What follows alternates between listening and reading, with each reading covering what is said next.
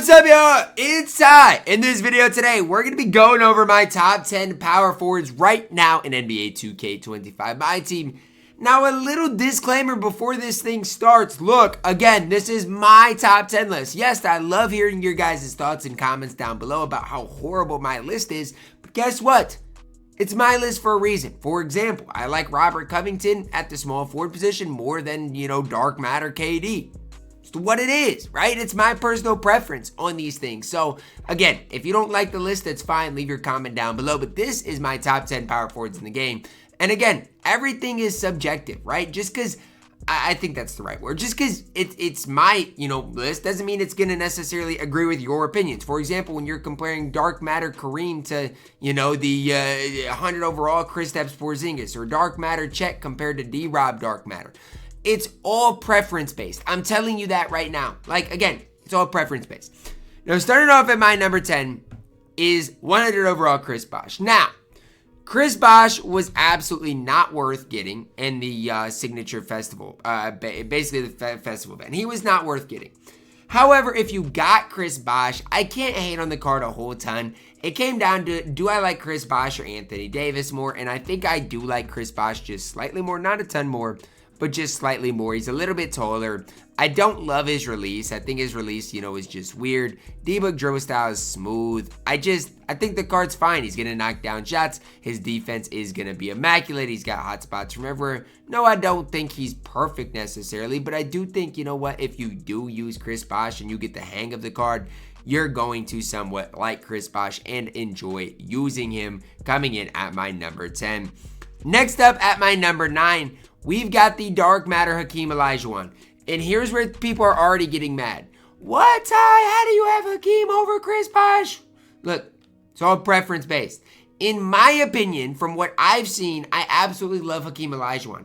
I think defensively, because of his player build, he's going to be slightly better than Chris Bosh. 7 feet tall, 90 speed, 89 3-ball. His release is on very quick, and the release is quick naturally. Basic leaner is just fine. You add some of those shooting playmaking badges, fully badge him up.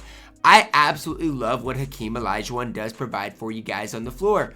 I've used a lot of different power forwards, and I'm telling you right now, Hakeem is one of the favorite ones that I've used. I just think from his versatility, ability to knock down shots, defensive, greatness, prowess, I really do like what Hakee Elijahan does provide. Now, again, that's not me saying that you have to like Hakeem more than Chris Bosh.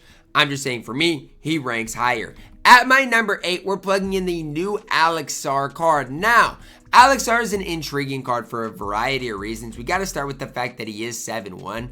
Then the thing for me is 93 3-ball, sees the release on very quick, and honestly, his release, not going to sit here and say it's the best release in the game, but it is a smooth enough release, okay? Normal 2 leaner is interesting. Russell Westbrook dribble style is interesting. But again, to me, with Alex Sarr, he's 7'1". He's got a great 3-ball. His defense is great. I just think, again, the difference between him and Chris Bosh, he's 2 inches taller. I mean, the cards give you a lot of the same thing. A lot of these power forwards are going to give you the basically same exact thing. I just think height matters, release matters, and player build matters. I like Alex Sarr at my number 8. At my number 7, again, my personal preference, I'm plugging in the dark matter David Robinson.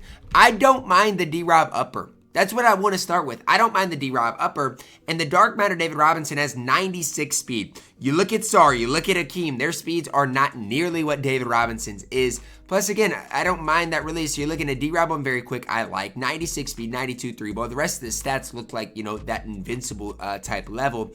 I really do like what D-Rob does provide for you guys on the floor. I think it's really, really hard, really tough to beat what he gives you on both ends, whether it's defensively, offensively. I really do like what D-Rob does provide. And again, a lot of it is preference based. A lot of people might like Chris Bosh more than D-Rob. That's fine. For me, I like D-Rob more than Bosh. I like D-Rob more than Hakeem. I like D-Rob at my number 7. At my number 6, I'm plugging in Chet Holmgren. Now, I also want to say Invincible Giannis is not going to be on this list. He's on the small forward list. People got mad that I didn't put Dr. J on my small forward list. I'm just like, dude. Look, I'm going to play cards where I'd play them, okay? I'm not playing Giannis at this stage at the 4. I'm just not. He loses a lot of value. Chet at my number 6. This right here, right? This, not moving behind the back. This moving step back being on normal is cheesy, okay? I'm telling you right now, this step back is so good if you do know how to use it. Bobo's got it, you know, some of these other guys got it. KP's obviously got it. I think for Chet, that might be my favorite part about the card. I think that's what it is, the moving step back. I think that's probably my favorite part about the card. Can be an instant bailout. Chet base on very quick is not bad. You know, he's 7-1, just like David Robinson. The thing for me about Chet is his shot creating is just better than D-Rob. D-Rob defensively, I do think is slightly better. So it really just comes down to what you ultimately prefer. Like I said, for me, I think it's close. I just give this slight edge right now to Chet Holmgren. At my number 5, I'm plugging in 100 overall Tim Duncan. And as time goes on, I'm starting to think maybe I should have Tim Duncan in my number, you know, like in my top 3. I know he's somewhat undersized. And when I say undersized, I'm not saying he's small, but like compared to a lot of these other guys that are 7'1", 7'2", Tim Duncan is only going to be 6'11". But if you got the, and again, I'm talking about Pro Pass Tim Duncan. He can move, he can groove, he's got the Pro 2 leaner, he can create his own shot, he's still going to be solid defensively. I think as time goes on, I've grown to appreciate Tim Duncan more and more, and a lot of it just comes from me playing against Tim Duncan, right? I have not actually got Tim Duncan on my main account. Obviously, I'm never going to get him on my no money spend account. And so it just comes from playing Tim Duncan, and I feel like the more you play against Tim Duncan, the more you realize how good the card truly is. From his shot creating ability to, you know, his defense, to his dribbling, just everything about Tim Duncan is really solid. And the fact that you could get this card for $10, I think is a big steal on this game right now. Tim Duncan coming in at my number 5. At my number 4, I am plugging in Dark Matter Kareem Abdul-Jabbar. Now, here's where things get interesting because, again, Kareem's going to be on my center list. I probably think center is the best position for him. But again, I got to put him on my power forward list just because some people are going to play him alongside like a Yao type of thing. It's sad, but that's what people do at this stage. Here's the thing for me and Kareem. Defensively, I think he's my favorite player on this power forward list, defensively primarily, right? He gets crazy animations. His player build's crazy. He's 7'2". He's got a wide player amount of player build. Like, there's just so much to love about what Kareem gives you defensively. The problem is, offensively, only a 79 3-ball. Kareem base is easy to green. It's just not necessarily super fast, super quick.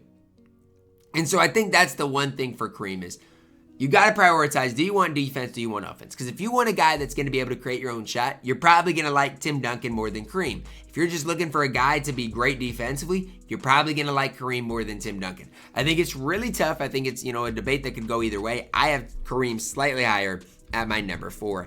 At my number 3, I am plugging in 100 overall Kristaps Porzingis. As, you know, weeks have went on, it's kind of the, you know, the Chet effect, right? Like, I've grown to appreciate KP more and more. His release is super easy to time, easy to green. He's 7'2". He's got every stat, every badge you could ask for. Again, as times went on, I've really grown to appreciate Kristaps. Like, again, a lot of the 100 overalls, I feel like releases are somewhat tough to green with. With Kristaps, it's not. His release is super easy to time, super easy to green. You should never miss with the card. His player build's fine. You know, his defense is immaculate. KP is really, really good on this game and not a card I can sit there and slander ever. I really do like what Kristaps Porzingis does provide. At my number 2, a card I will never get is the 100 overall Wilt Chamberlain. Now, the problem with Wilt is, you know, he's hidden behind this MyTEAM Festival exchange that ends up costing you guys a lot of money, and that's the big problem I have with Wilt. However, if you get Wilt Chamberlain, like, he's so good.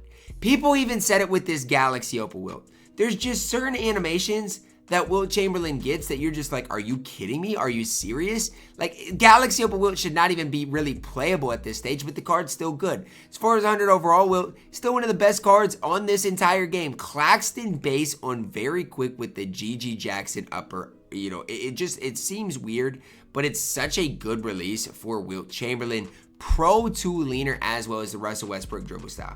I mean, the big thing for me is that Pro 2 leaner with his defense, obviously good catch and shoot release. There's just no flaws in Wilt Chamberlain at all. I honestly think you could have him at number 1 if you want. I just think there is one guy that I think is very similar to Wilt, but that I just like slightly more. That guy is Shaquille O'Neal. Now, why? I think the big thing for me is Shaq's wide player model, player build is so tough. Every time I play against Shaq, especially like Shaq's defense, I just think to myself, like, are you kidding me? And maybe it's because I haven't played against Wilt enough yet, But that's my thing with Shaq, is defensively he's so good. The Bosch base is weird, but the Franz upper on very quick. If you get used to it, it's such a good release. And again, he has every defensive badge in the entire game. He's 7-1 with a massive player model player build. Some people even run Shaq at center, and guess what? He's one of the best centers in the game too. Like, Shaq is the real deal on this game, especially if you're looking for a defensive kind of stalwart. That's where Shaq's going to be at his best. Sets massive screens, is incredibly good defensively. There's just no flaws in Shaquille O'Neal. Let me know down below in the comments. Is my power forward list money? Is it perfect? Or is it horrible like my small forward, shooting guard, and point guard list? Let me know. Did work hard on this list to try to make it perfect for you guys. So let me know. Drop a like on the video, guys. Subscribe if you are new, and as always, man, I love you guys, and have a blessed day.